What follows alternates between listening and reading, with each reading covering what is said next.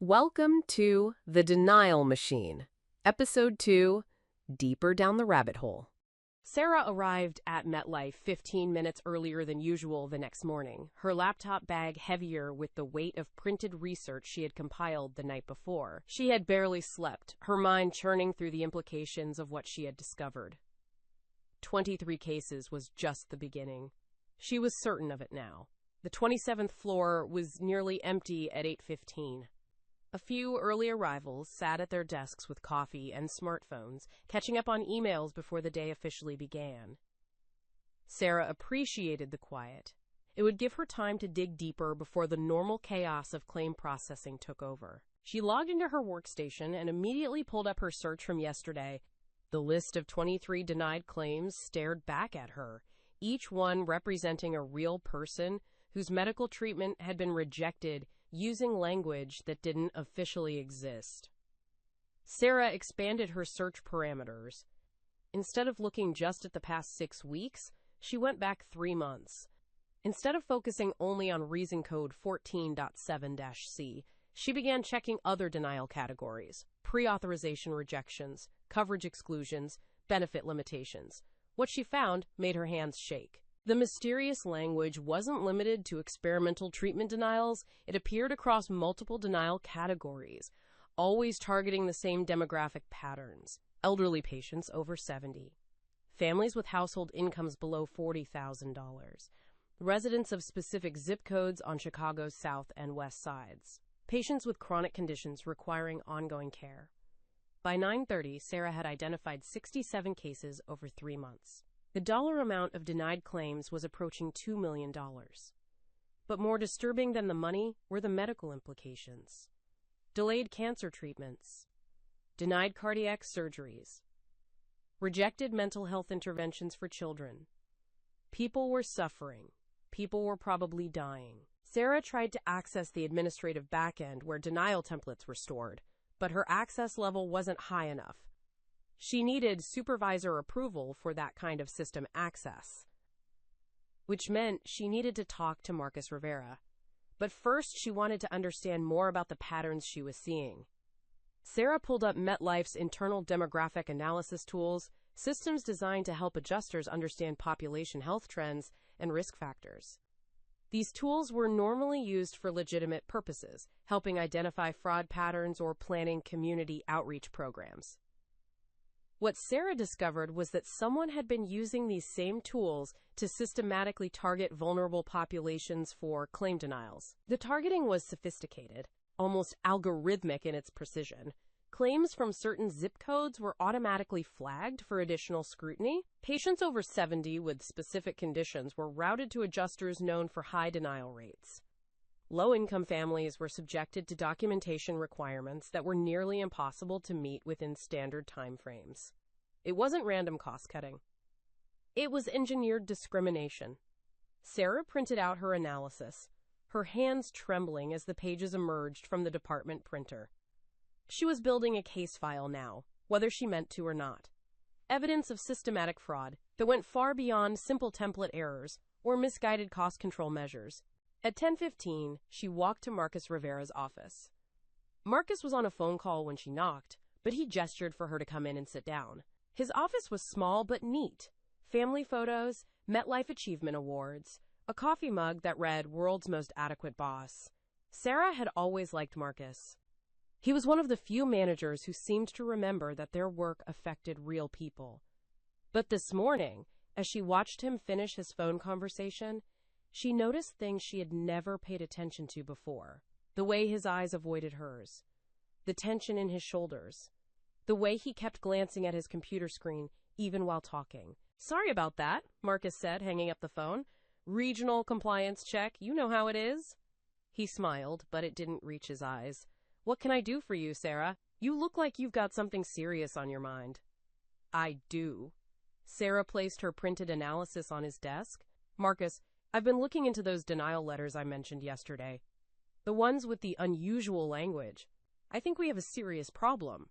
Marcus glanced down at the papers but didn't pick them up. "What kind of problem?" "The language appears in 67 cases over the past 3 months, all targeting specific demographics: elderly patients, low-income families, minority communities, and Marcus. These aren't legitimate denials. The treatments being rejected are standard medical care. 67 cases? Marcus's voice was carefully controlled. Sarah, that sounds like a lot of work you put into this. But sometimes patterns can look significant when we're looking for them specifically. Confirmation bias, they call it. Sarah felt a chill run down her spine. Marcus was deflecting, using corporate speak to dismiss her findings. This wasn't the man who had mentored her for 3 years, who had advocated for her promotions, who had always encouraged her to dig deeper when something didn't make sense. Marcus, I ran the numbers. $2 million in denied claims. Systematic targeting of vulnerable populations. This isn't confirmation bias. This is Sarah. Marcus's voice was sharp now, with an edge she had never heard before. I need you to listen to me very carefully. You're a valuable employee, one of our best adjusters, but you're getting into areas that are above your pay grade. Above my pay grade?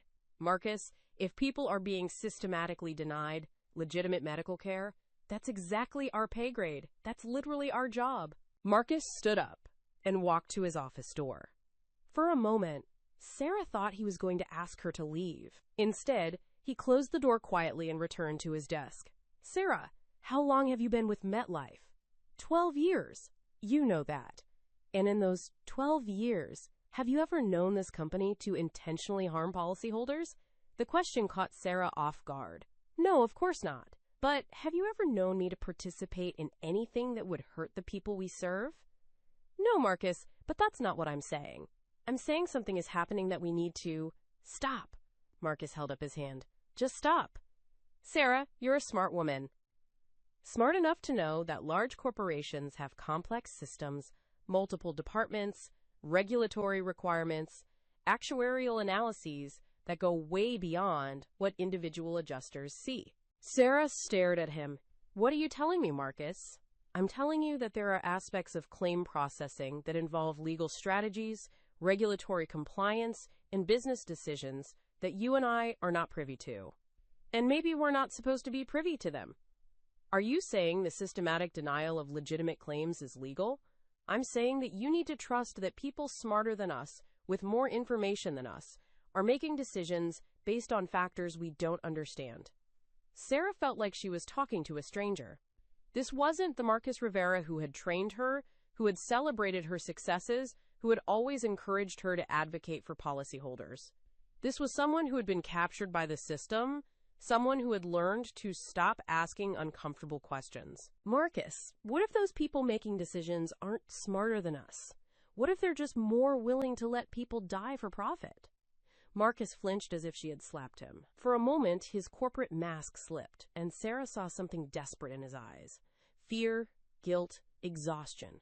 She couldn't tell which. Sarah, I'm going to give you some advice as your supervisor and as someone who cares about your career. Drop this. Focus on your regular caseload. Do your job well. Get good performance reviews. Take care of your daughter. Don't go looking for problems that are bigger than you are. And what if I can't do that? What if I can't just ignore what I've found? Marcus was quiet for a long time. When he finally spoke, his voice was barely above a whisper. Then you better be very, very careful about who you share your concerns with. And you better make sure you have documented evidence of everything, because they're going to come for you hard if you push this. Sarah felt her blood turn cold. They? Marcus. Who is they?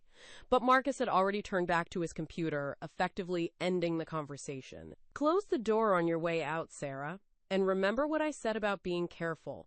Sarah gathered her papers and left Marcus's office, her mind reeling. The conversation had confirmed her worst fears.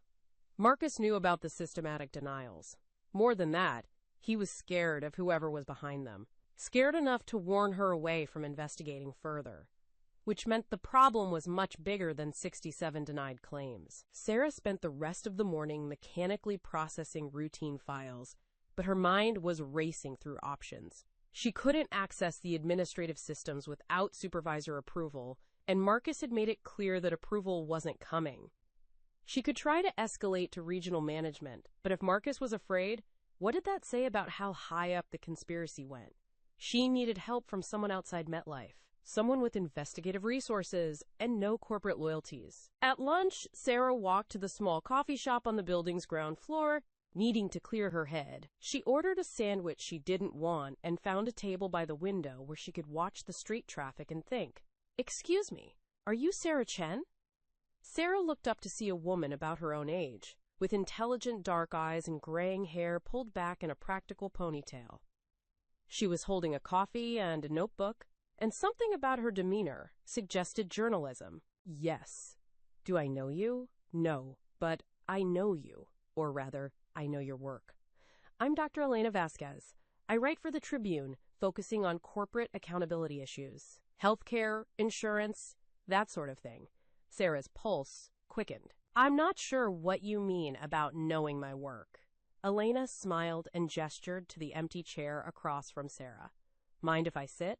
I promise I'm not here to ambush you or anything dramatic. But I've been researching insurance industry practices, and your name came up in some interesting contexts." Sarah hesitated, then nodded. Elena sat down and placed her notebook on the table, but kept it closed. "I've been investigating systematic claim denials across multiple insurance companies," Elena continued. "Patterns of demographic targeting, unusual denial language, cases where standard medical care is being rejected using sophisticated but meaningless justifications."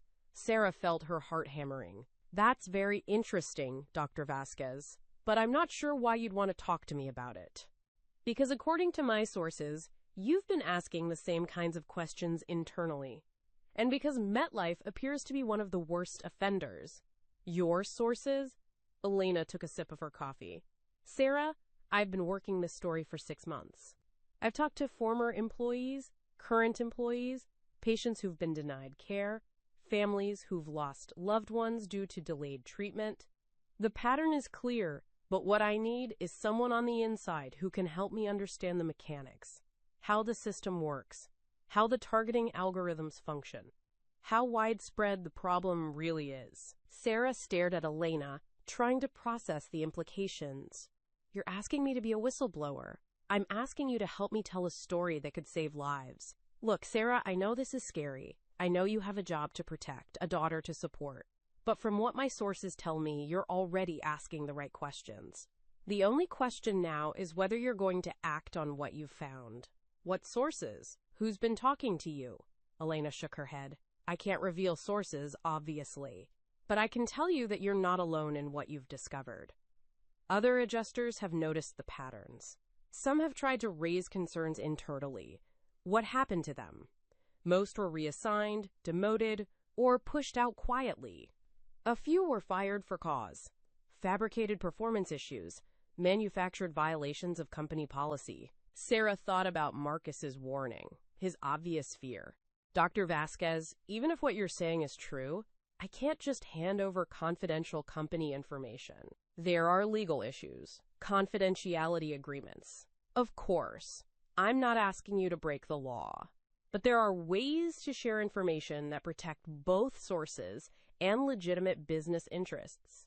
And Sarah, if what I suspect is happening at Metlife is really happening, then people are dying because of a deliberate corporate strategy to deny legitimate claims. How many people have to suffer before confidentiality agreements become secondary to moral obligations?" Sarah looked out the window at the street traffic. Normal people going about their normal lives, unaware that their insurance coverage might be systematically undermined by algorithms designed to maximize corporate profits. She thought about Dorothy Martinez, sitting at home with cancer, wondering why the system had abandoned her. "I need time to think about this."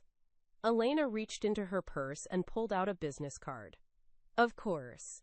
But Sarah, don't take too much time. My investigation suggests this has been going on for at least 2 years. Every day we delay means more people like Mrs. Martinez are being denied care they've paid for and deserve." Sarah took the card. "How do you know about Mrs. Martinez?" Elena smiled grimly. "Because she's not the only 72-year-old cancer patient who's been denied standard treatment using language that doesn't appear in any official Metlife templates."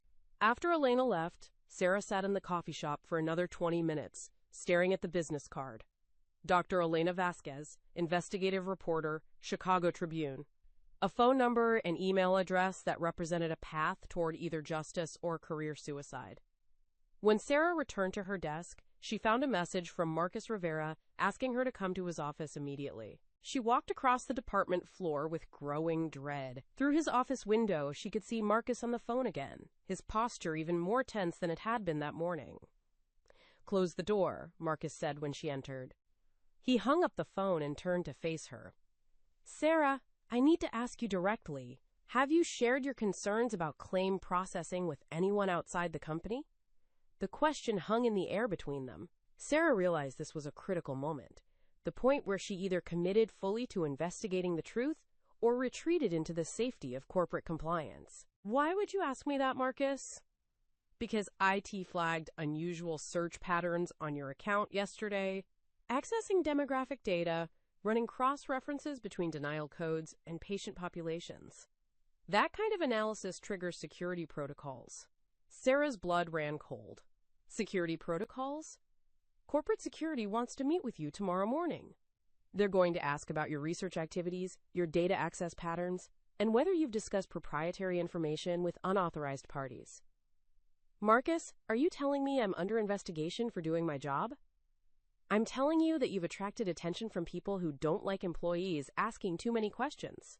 And Sarah, once corporate security gets involved, your career here is essentially over, regardless of what they conclude." Sarah stared at Marcus, finally understanding the full implications of what she had stumbled into. "You're warning me to run. I'm warning you to be smart. If you're going to pursue this, do it right. Document everything, make copies, get legal advice, but don't do it halfway, because they'll destroy you if you give them the chance." "They?" "Marcus, who exactly are we talking about?" Marcus opened his desk drawer and pulled out a folder. He handed it to Sarah without looking at her. "Senior management, legal department, probably some people whose names aren't on any organizational chart. People who've invested too much in this system to let it be exposed by a claims adjuster who cares too much about doing the right thing." Sarah opened the folder. Inside were photocopied documents, internal memos, email exchanges, financial reports, all relating to something called priority protocols. What is this? It's what you've been looking for, the source of your mysterious denial language.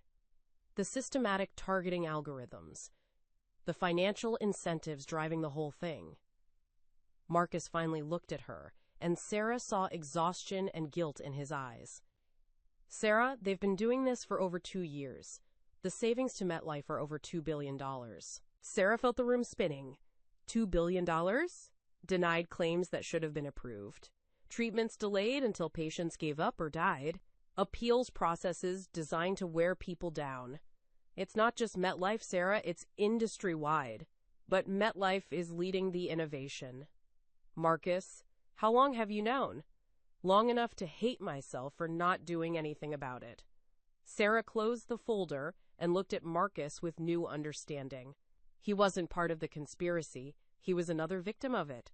A middle manager who had discovered the truth, but lacked the courage or resources to act on it. "Why are you giving this to me now?" "Because you're going to do something about it. Because you're braver than I am. And because maybe, if someone finally exposes this thing, I can start sleeping at night again." Sarah stood up, folder in hand. "Marcus, what happens to you if I move forward with this?" "Probably the same thing that happens to me if I keep quiet. They're cleaning house, Sarah.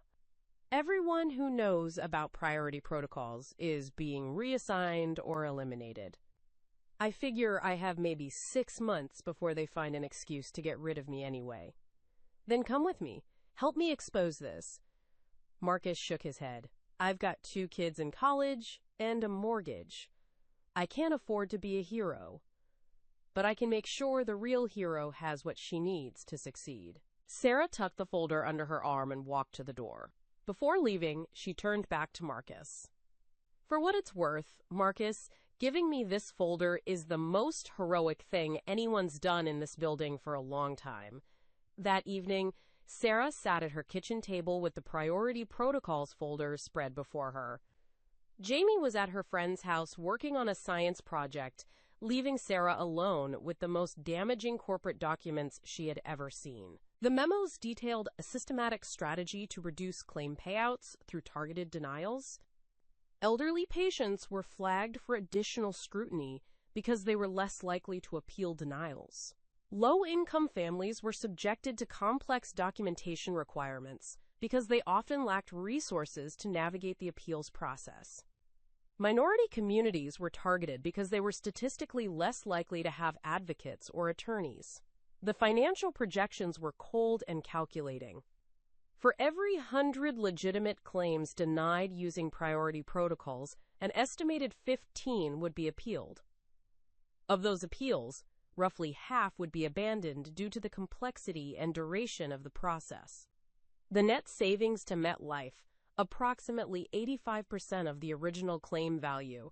People weren't patients or policyholders in these documents. They were cost centers and actuarial risks and optimization opportunities. Sarah pulled out her laptop and began creating digital copies of everything. If she was going to move forward with this, she needed backup copies stored securely outside her apartment. She also needed legal advice, media contacts, and a strategy for protecting herself and Jamie from corporate retaliation. Most of all, she needed to decide whether she was ready to sacrifice everything she had built over the past 12 years for the chance to hold Metlife accountable for what they had done. At 9:30, Sarah's phone buzzed with a text from Elena Vasquez. "I know we just met, but if you're ready to talk, I'm ready to listen. People are counting on us to do the right thing." Sarah stared at the message for a long time. Then she looked at the priority protocols documents spread across her kitchen table. Billions of dollars in denied claims. Thousands of patients whose legitimate medical care had been rejected by algorithms designed to maximize corporate profits. She thought about Dorothy Martinez, sitting somewhere across the city, wondering if her cancer would kill her because Metlife had decided her life wasn't worth the cost of treatment. Sarah picked up her phone and typed a response. "Tomorrow after work, we need to talk." Then she returned to the priority protocols folder, making careful notes about dates, amounts, and systematic patterns that would help Elena understand the full scope of what they were dealing with. For the first time since she had discovered the denial patterns, Sarah felt like she wasn't alone in fighting a battle that was bigger than one person could handle. But she also knew that tomorrow, when corporate security called her into their conference room, the real battle would begin.